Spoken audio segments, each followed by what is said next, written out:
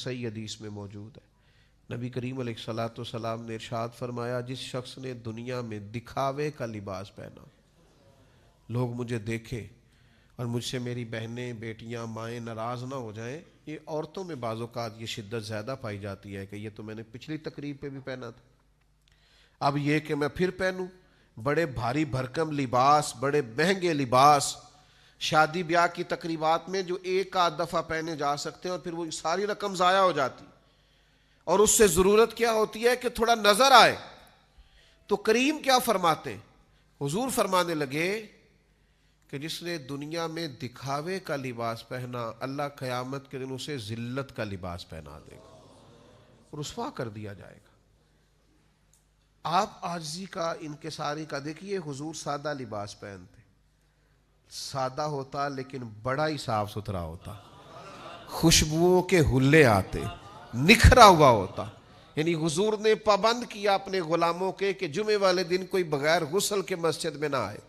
آپ کا لباس اجلا ہو, ستھرا ہو, نکھرا ہو, خوبصورت ہو, لیکن یہ ضروری نہیں ہے کہ وہ بہت مہنگا ہو, اس میں بہت زیادہ وسعت پائی جائے اور بہت زیادہ وہ پیسوں کا ہو. آپ اس میں احتیاط کریں اور رزق کو ضائع ہونے سے بچائیں. حضور علیہ السلام گھر تشریف لائے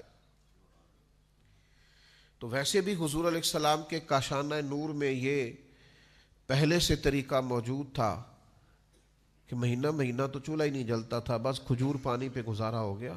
اور کھانا اتنا ہی کھانا چاہیے جس سے کمر سیدھی ہو, بہت زیادہ کھا کے تو انسان بیمار ہو جاتا ہے. تو کریم گھر تشریف لائے تو ایک روٹی کا ٹکڑا چھوٹا سا کسی کونے میں زمین پہ پڑا تھا.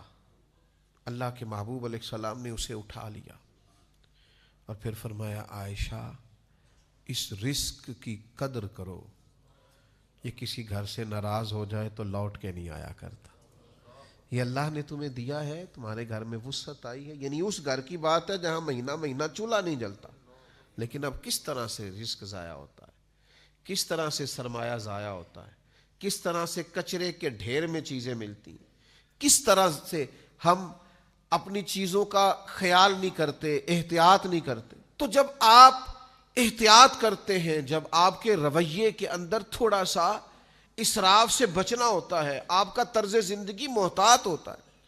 زندگی میں سب سے زیادہ معزز وہ شخص ہوتا ہے جو قناعت پسند ہوتا ہے, جسے کسی کے سامنے ہاتھ نہیں پھیلانا پڑتا. یہ سب سے بڑی زندگی کے اندر وقار والی چیز ہے.